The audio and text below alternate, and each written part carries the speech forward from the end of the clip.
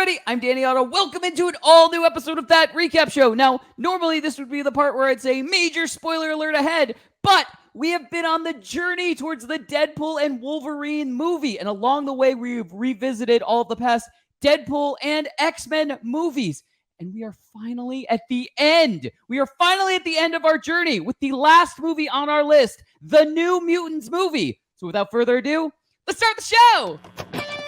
Poppin' Off presents That Recap Show.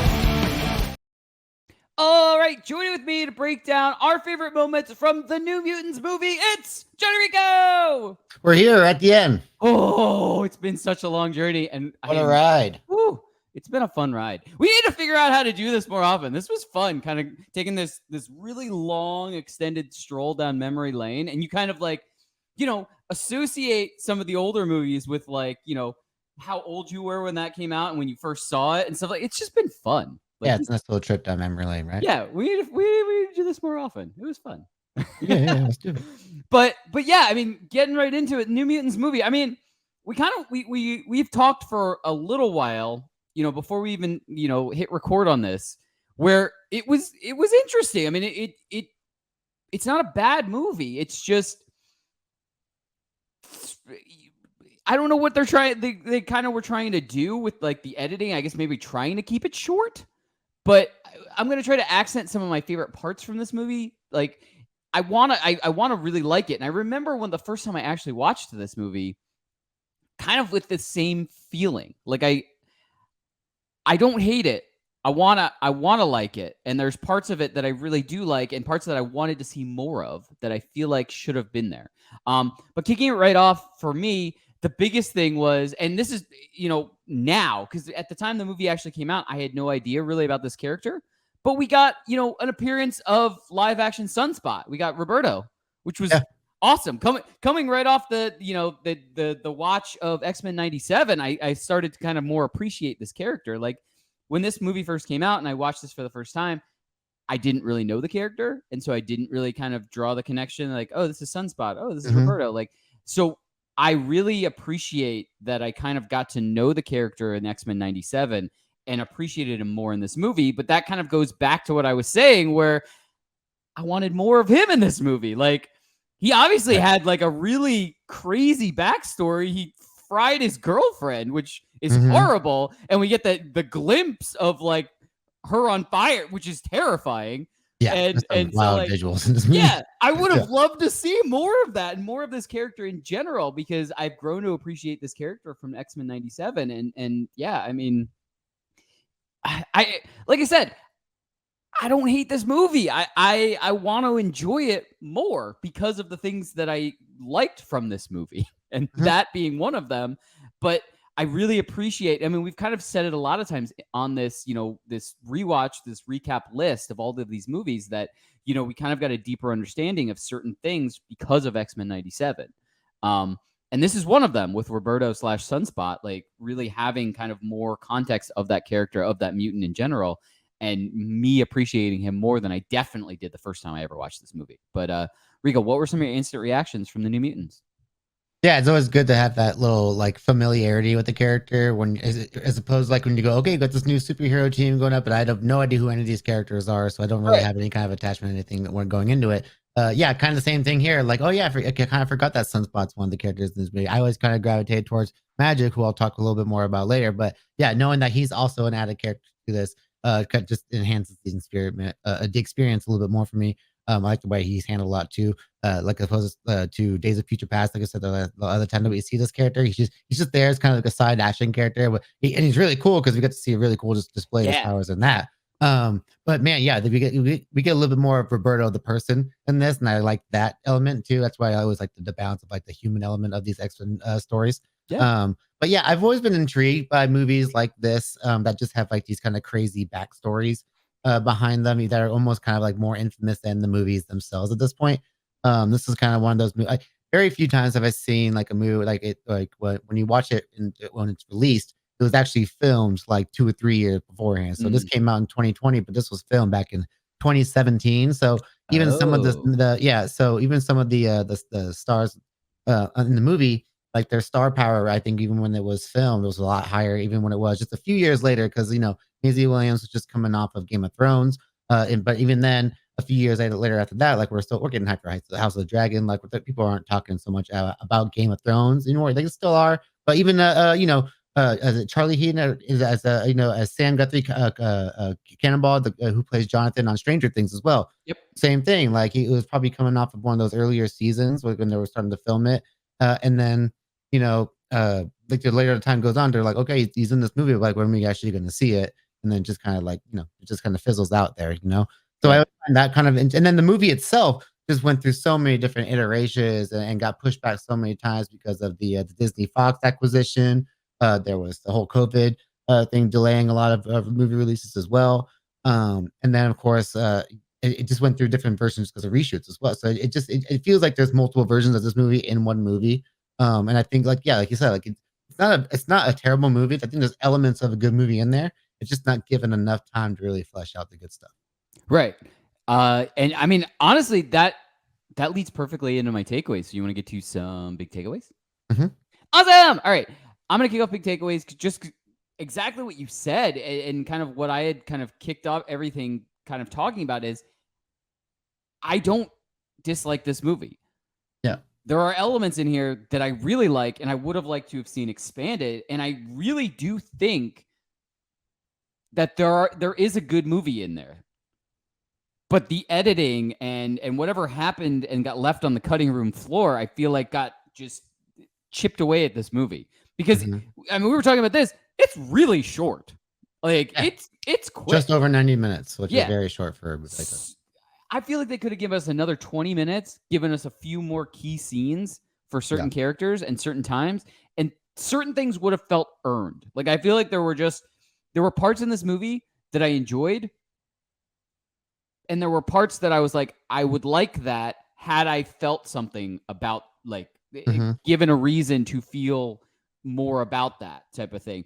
And I feel like because certain things, like chunks maybe of this movie got taken out on the cutting room floor type of thing, I feel like certain things that should have had a good payoff didn't feel like a payoff or didn't feel earned and stuff like that. But there are elements of a good movie in there. So I'm curious if we'll ever, like, I mean, I guess at this point, so much time has passed, we're never going to get it. But like a director's cut of this would be really cool to see. Oh, you know what I mean? Because I'm sure there's a better cut out of there. There's got to be more footage.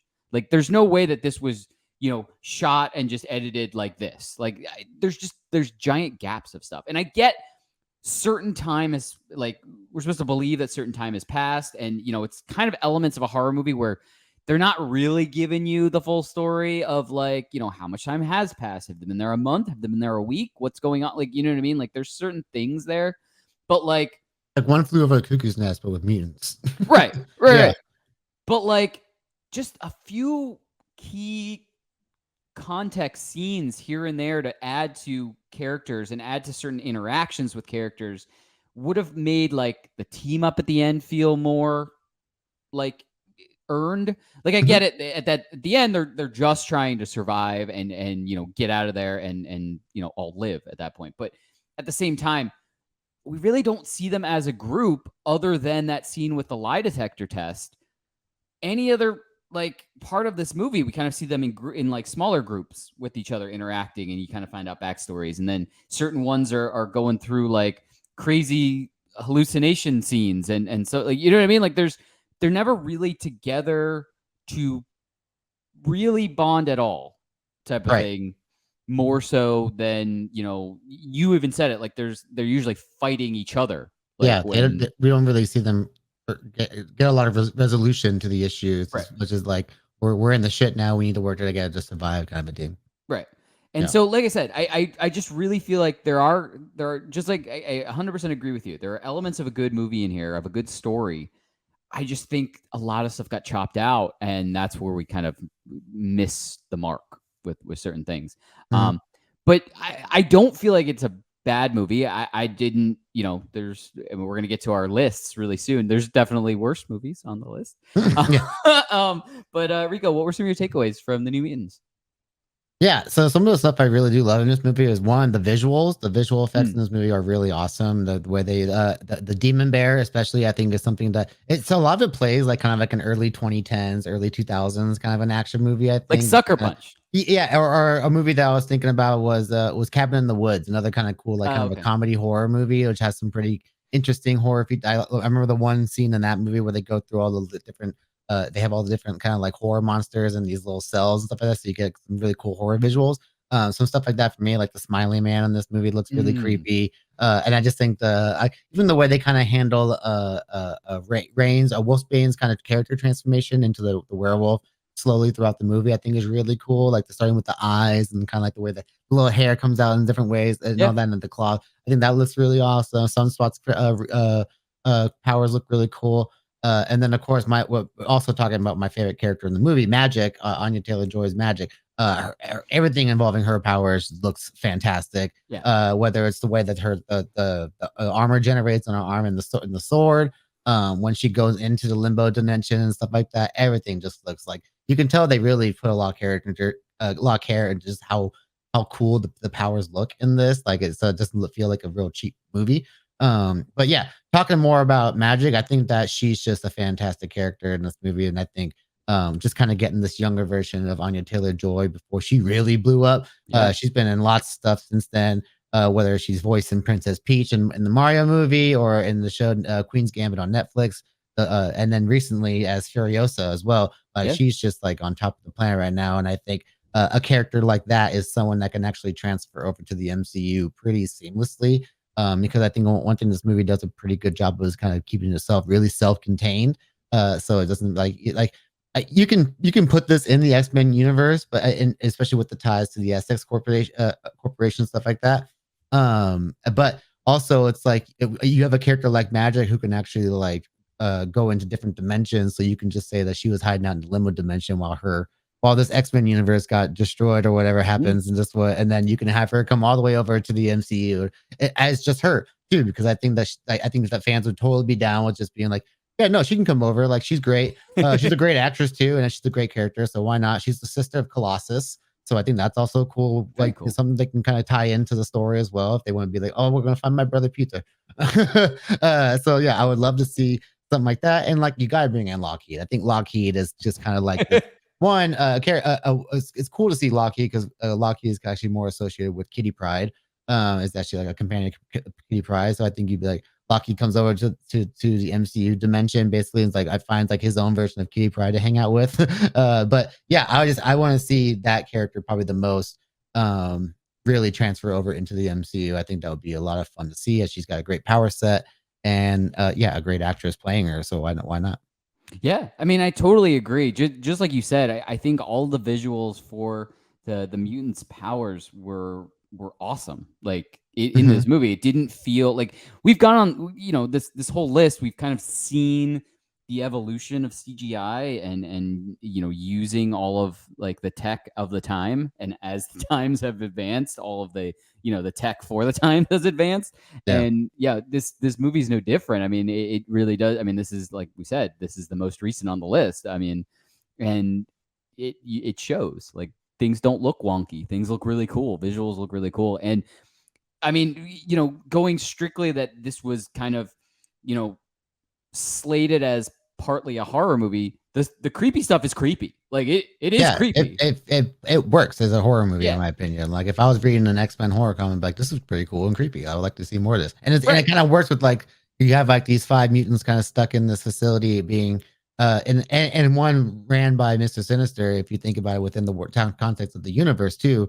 Yeah. And he's trying to like kind of manipulating or kind of tormenting them into being like his own kind of killers too. When that's kind of like when they realize in the movie as well, like we're being trained to be killers basically.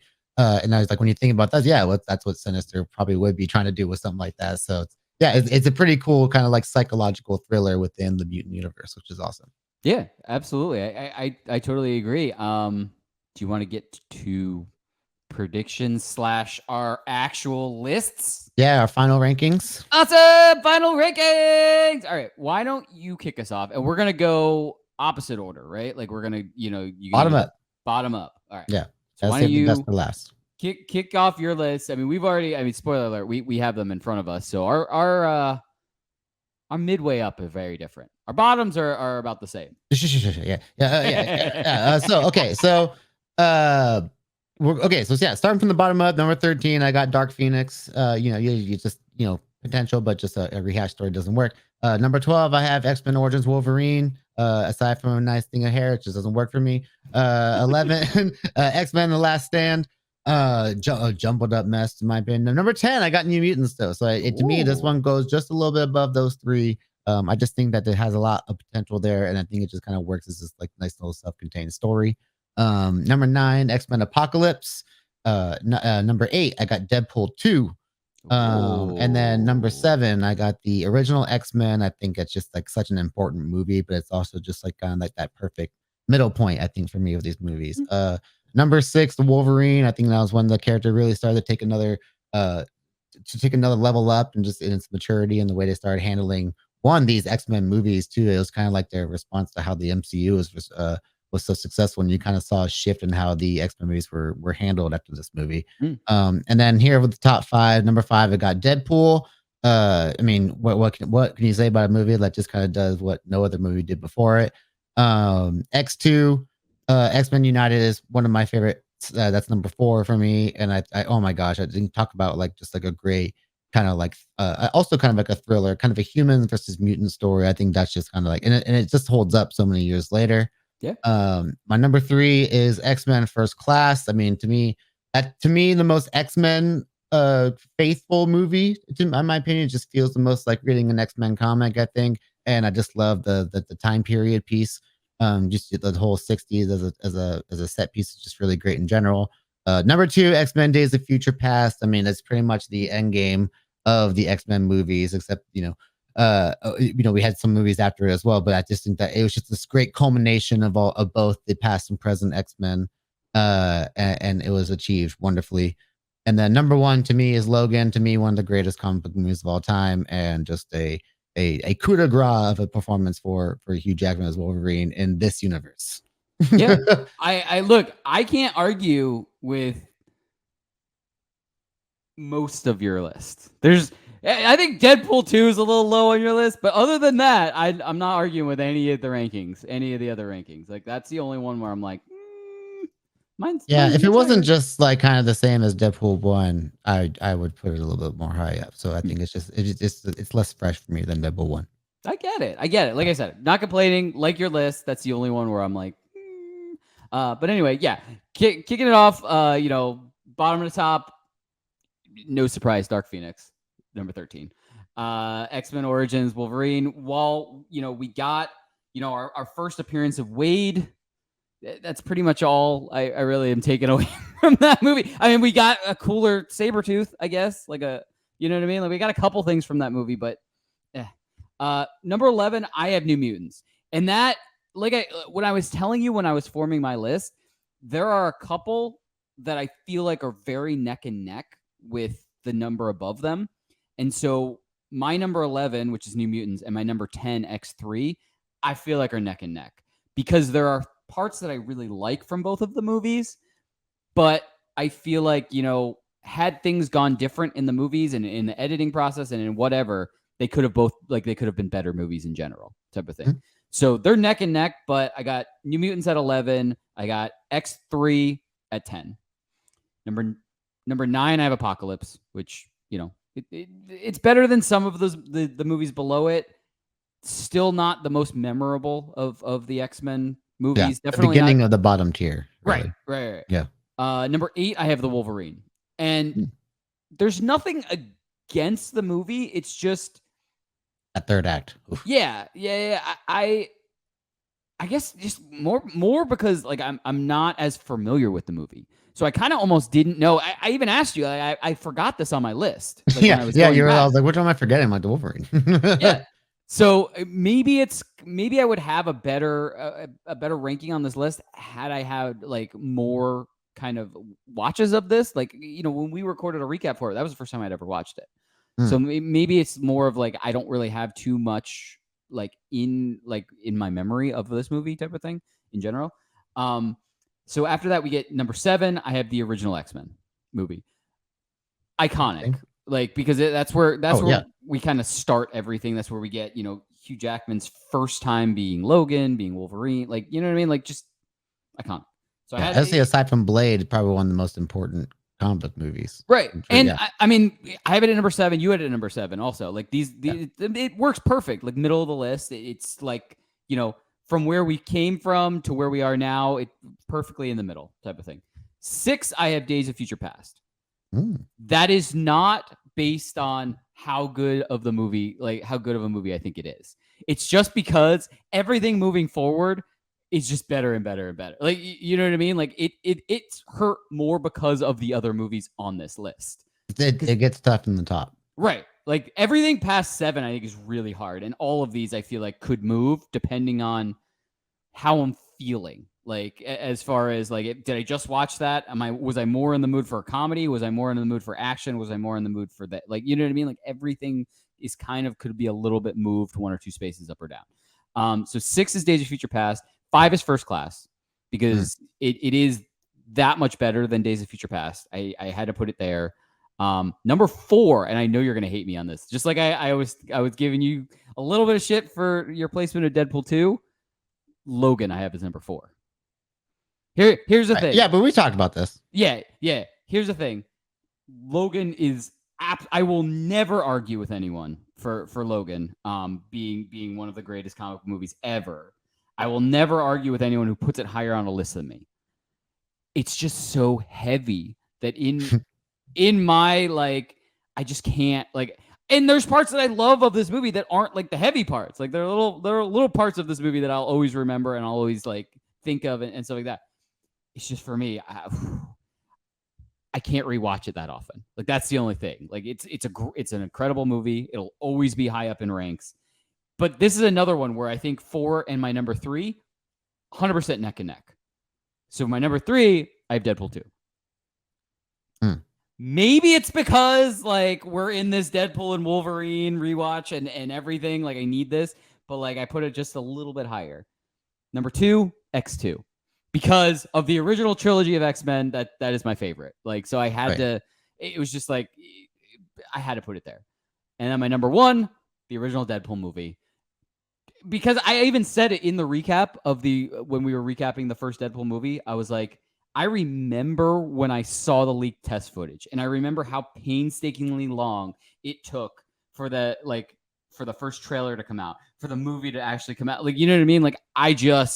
Everything around that movie I loved, and it was our first it was incredible. Every aspect of it, the marketing, everything that we said in the retro recap for the first Deadpool movie factored into putting that number 1 on my list. I had to, because it will always be I can't believe that actually happened, and I loved every second of it, and I can still go back.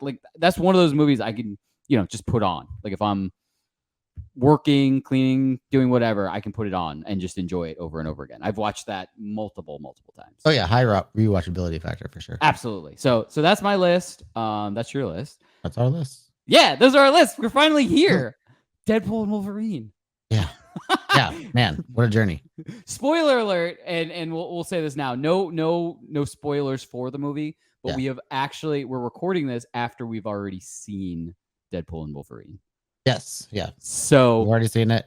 So it was hard not to mention. That's why we also did the predictions as the list too, because we're going to be like, what are we going to see in Deadpool and Wolverine? Well, it would be funny if we saw that. Yeah, we weren't going to bullshit. So we were just like, let's just do the list. So this is perfect. It worked out perfect. So yeah, I mean that's it. We've reached the end, and stay tuned. We are definitely going to be releasing our spoiler-filled episode recap of Deadpool and Wolverine movie. I cannot wait to release that.